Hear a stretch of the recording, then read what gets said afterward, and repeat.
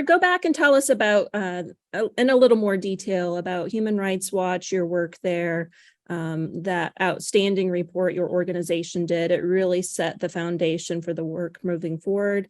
And then bring us up to speed on where you're at now, what you're doing, and what you've learned in the process. Yeah, sure.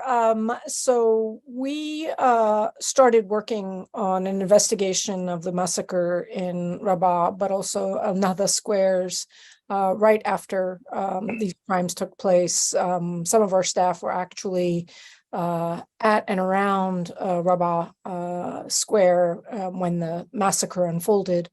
And then, we really didn't realize what a massive investigation it would end up being, but we ended up interviewing over 200 victims, witnesses, and so forth. And our investigation not only, I think, documented the exact number of people who were killed in Rabaa, in Nahda, and 4 other incidents that occurred in the 2 weeks of those days where, in some cases had over 100 casualties. But we were able to document the extent to which the massacre was planned and organized, and that the government knew that there would be thousands of victims. They anticipated that that would be the consequence of their efforts to end the protest, to attack the protest.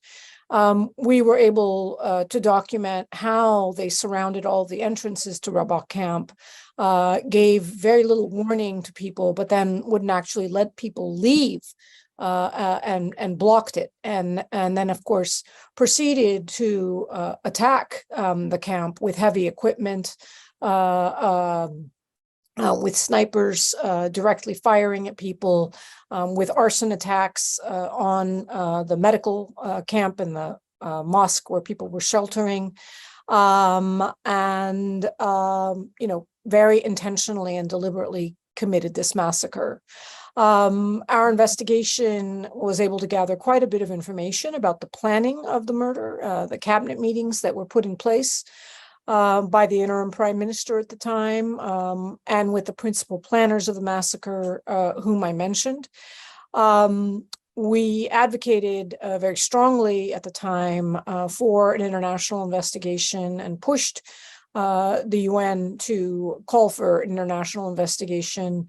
The head of the High Commissioner for Human Rights at the time, Navi Pillai, did call for such an investigation, but the Human Rights Council did not. And so there was no official UN investigation, unfortunately, of the massacre.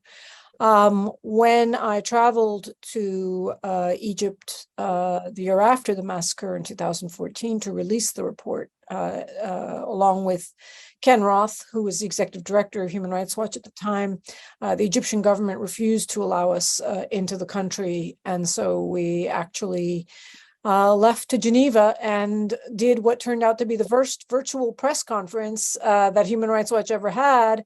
Little did we know that in a few years, everything would become virtual. But at the time, we realized that doing this virtual conference allowed journalists from around the world to attend and hear the information about what had happened.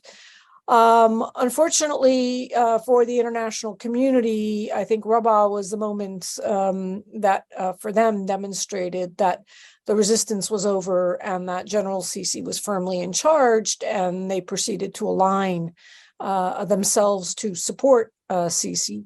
And the brief hold on weapons to Egypt from the United States was removed, and the weapons flow, the billions of dollars of weapons flow, resumed, and more importantly, the arms purchases by Egypt dramatically increased, which I think we can also see as a very useful tether to keeping Western governments, as well as Russia, close to the Egyptian government as now important purchaser of weapons in the world, despite the catastrophic budget.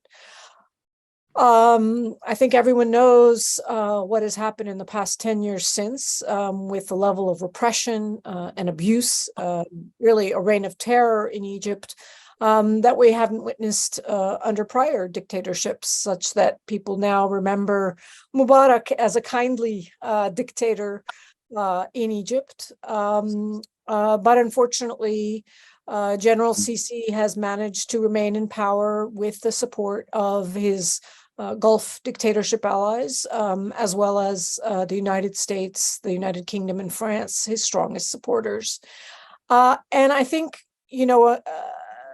the most challenging aspect of this for me as an American is seeing so nakedly how my government can continue to close its eyes to the massacre, how Secretary Blinken, when he was in Cairo 2 years ago, actually put out a statement from Cairo, remembering the Tiananmen massacre and commemorating its victims without any sort of apparent irony or sense of irony that he was making that commemoration from Cairo while he has had nothing to say about the Rabaa massacre.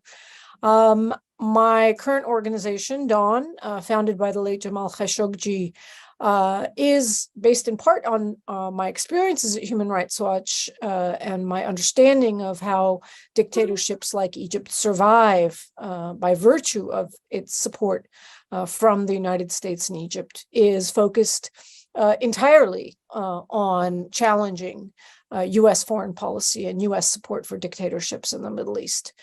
Because I think that's where we have the greatest responsibility as Americans, but also where we have the greatest opportunity, to the extent that we have democratic processes in our country that should allow us to move away from these nefarious policies. Absolutely. And this work is so important, the work of groups like Human Rights Watch, watch groups, human rights defenders, journalists. They're the ones who really start painting the picture of what's happening on the ground and the data and the personal stories and the personal impact. So thank you for everything, Sarah, that you and your And team. Dawn, Melissa, don't forget Dawn. She's with Dawn now. She's doing a Yes. lot of work with Dawn as well. Continuing the work. Thank you so much for what you do.